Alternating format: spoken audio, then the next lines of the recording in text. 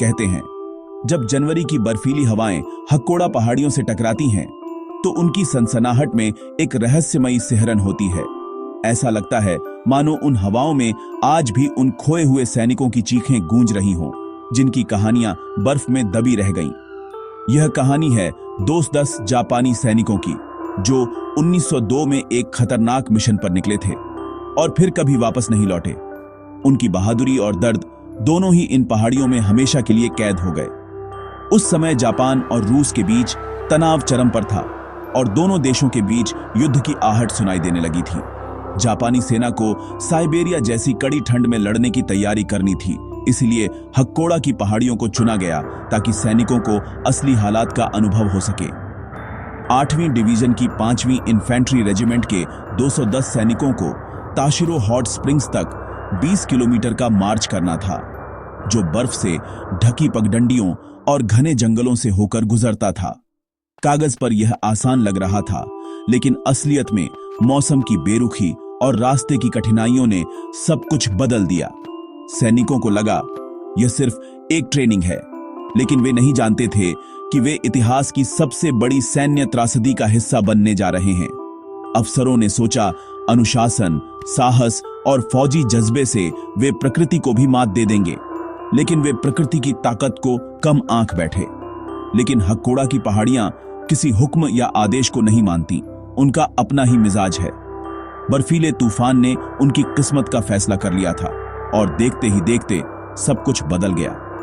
यह सिर्फ एक हादसा नहीं, बल्कि एक कड़वा सबक था।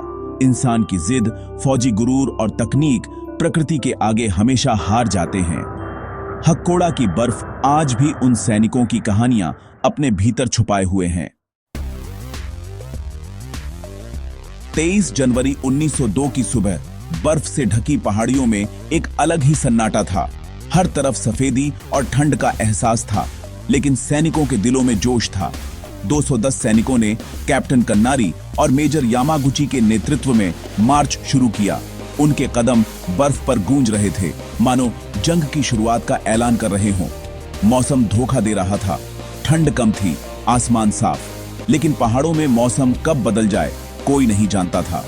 सैनिकों के पास पतली वर्दियां, साधारण जूते और बहुत कम सुरक्षा थी और सीमित खाना था। वे भूख और थकान से जूझते हुए आगे बढ़ रहे थे। वे सिर्फ कंपास और पुराने नक्शों पर निर्भर थे, जिनमें कई बार रास्ते भी साफ नहीं दिखते थे। उसी वक्त एक दूसरी रेजिमेंट भी अलग रास्ते से निकली थी ताकि मिशन जल्दी पूरा हो सके। दोनों के बीच अनकही प्रतियोगिता थी, कौन ज्यादा बहादुर, कौन पहले पहुंचेगा। अफसरों पर दबाव था, मिशन हर हाल में पूरा करना है, चाहे हालात जैसे भी हों। उन्होंने खतरे को नजरअंदाज कर दिया, मानो सब कुछ उनके नियंत्रण में हो। जैसे जैसे सैनिक ऊपर चढ़े, मौसम अचानक बिगड़ने लगा। हल्की बर्फबारी जल्द ही भयानक तूफान में बदल गई, जिससे आगे बढ़ना मुश्किल हो गया। तापमान -20-25 डिग्री तक गिर गया, सांस लेना भी मुश्किल हो गया। पतले कपड़े बेकार साबित हुए, सैनिक ठंड से कांपने लगे। अब यह ट्रेनिंग नहीं, जिंदगी और मौत की लड़ाई थी। हर कदम पर खतरा था और हर सांस में उम्मीद की तलाश। पहाड़ों के पास एक गांव से गुजरते वक्त बुजुर्गों ने सैनिकों को रोका। एक बूढ़े ने चेतावनी दी, हक्कोड़ा का दैत्य जाग गया है, मत जाओ। अफसरों ने गांव वालों की बात को नजरअंदाज कर दिया। उन्हें लगा वे डरपोक हैं। स्थानीय ज्ञान को ठुकराकर सैनिक आगे बढ़ गए। तूफान ने रास्ते मिटा दिए। चारों तरफ सफेद अंधेरा था, दिशा का कोई पता नहीं। कंपास भी ठंड में काम नहीं कर रहा था। सैनिक गोल गोल घूमते रहे। भूख और ठंड ने हौसला तोड़ दिया। चावल के गोले पत्थर बन गए। बर्फ खाने से हालत और बिगड़ गई। अब मिशन सिर्फ एक था, जिंदा रहना। दूसरे दिन हालात और भी खराब हो गए।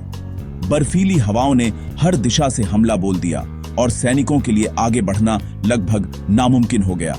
तापमान -40 तक पहुंच गया। सांस लेना भी मुश्किल हो गया था और हर सांस के साथ जीवन की उम्मीद और कम होती जा रही थी। सैनिकों के हाथ पैर फ्रॉस्टबाइट से काले पड़ गए। दर्द असहनीय था और कई सैनिक अपने अंगों को खोने लगे।